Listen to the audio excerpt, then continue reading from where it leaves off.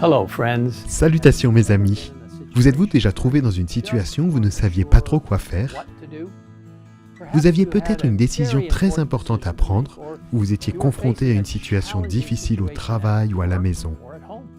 Vous étiez peut-être dans une relation interpersonnelle compliquée, ou aviez simplement besoin d'une direction claire dans votre vie.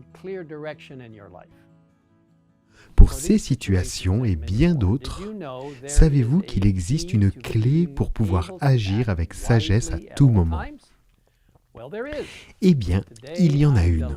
Et aujourd'hui, je suis ravi de partager cette clé avec vous.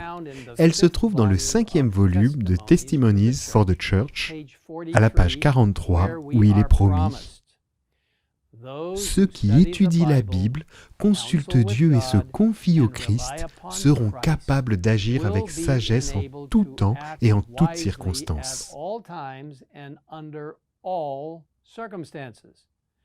Mes amis, c'est une promesse tellement étonnante, je suis encouragé par elle. Laissez-moi la répéter d'abord.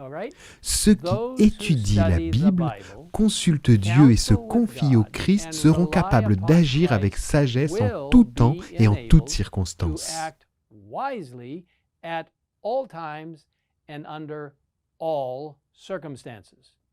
Quelle promesse incroyable et merveilleuse, être capable d'agir avec sagesse en tout temps et en toutes circonstances. Mais il y a des conditions pour que cette promesse se réalise. Dans les prochaines minutes, nous allons examiner chacune des 3 conditions énumérées dans la promesse. 1. Étudier la Bible. Remarquez qu'il n'est pas question de lire la Bible, mais plutôt de l'étudier. Pourquoi est-ce si important d'étudier la Bible? Car c'est là que nous trouvons la connaissance de Dieu. Mais il faut la chercher. Dans Proverbes, chapitre 2, versets 1 à 6, Dieu dit à ses enfants: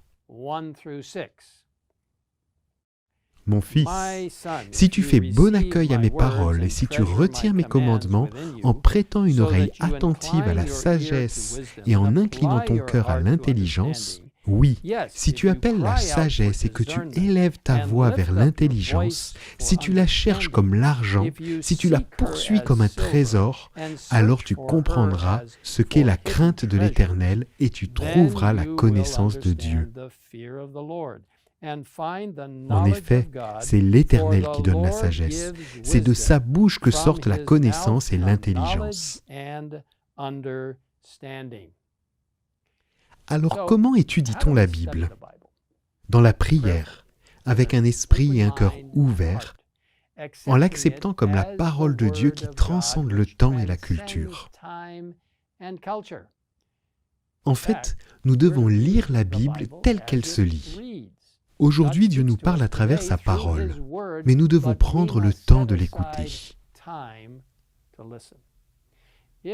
Si vous ne savez pas où ou comment commencer à étudier la Bible, pourquoi ne pas commencer par le livre des Proverbes? C'est un coffre au trésor rempli de perles de sagesse pratique. En fait, c'est l'un de mes livres préférés, à lire. Il contient des informations tellement personnelles et pratiques. Dans le livre des Proverbes, il y a 31 chapitres, un pour chaque jour du mois. Pour d'autres informations très utiles sur la manière d'étudier la Bible, je vous encourage à lire le document Method of Bible Study de l'Église adventiste du 7e jour que vous trouverez en anglais, en espagnol et peut-être dans d'autres langues sur le lien ci-dessous. Vous savez, le deuxième prérequis ou la condition pour pouvoir agir avec sagesse en tout temps et en toutes circonstances est de consulter Dieu.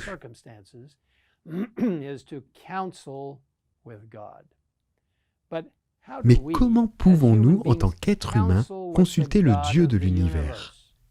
Par le privilège de la prière. Et tout comme nous ne pouvons pas nous précipiter pour étudier la Bible lorsque nous recherchons la sagesse, nous ne pouvons pas nous précipiter pour prier. Remarquez, il est dit de consulter Dieu. Cela implique non seulement de parler, mais aussi d'écouter.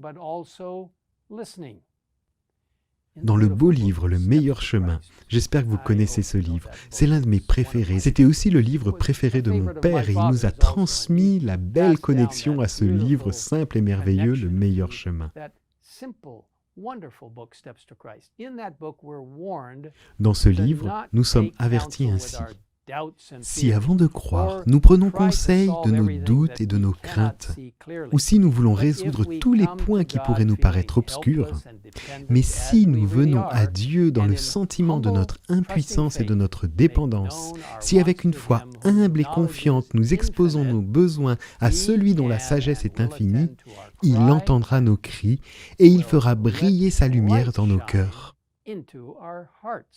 Par la prière sincère, nous sommes mis en rapport avec la sagesse infinie. Quelle pensée étonnante que par une prière sincère, nous sommes mis en contact avec l'Esprit de Dieu. Et Jésus est notre exemple.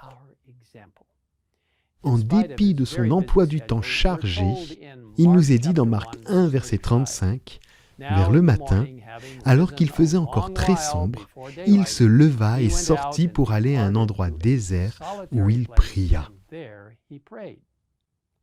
Si nous voulons être capables d'agir avec sagesse en tout temps et en toutes circonstances, nous devons d'abord étudier la Bible et prendre le temps de consulter Dieu par la prière. La troisième condition pour agir avec sagesse est de s'appuyer sur le Christ. Cela implique reconnaître que nous ne pouvons rien faire par nous-mêmes. Dans le livre d'Ésaïe, au chapitre 53, un chapitre merveilleux, nous lisons ce qui suit au verset 6. Nous étions comme des brebis égarées. Chacun suivait sa propre voie. Mais Dieu soit loué par le Christ, nous pouvons être plus que vainqueurs grâce à celui qui nous a aimés.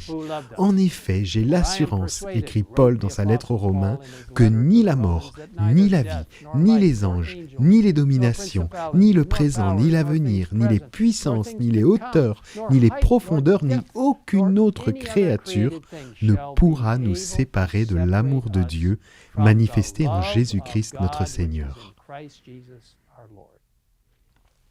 Lorsque nous comprenons vraiment à quel point Dieu nous aime, il devient plus facile d'abandonner notre propre volonté en faveur de sa volonté omnisciente, sage et pleine d'amour pour nous.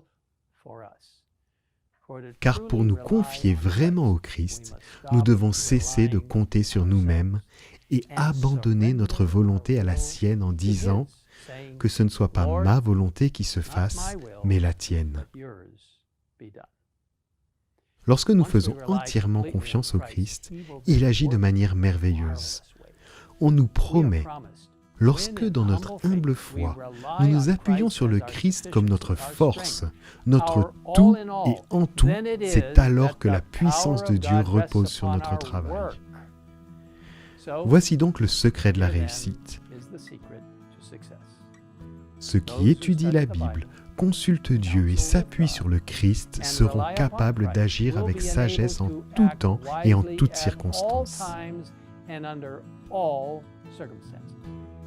Que le Seigneur vous encourage et vous fortifie alors que vous faites vôtre cette promesse.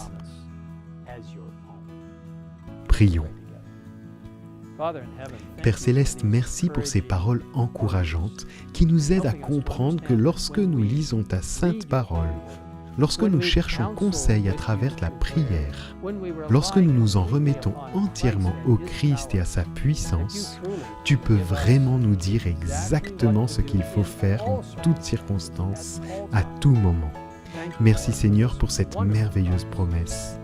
Nous nous en remettons entre tes mains dès maintenant et demandons une bénédiction spéciale pour tous ceux qui écoutent ou regardent ce message.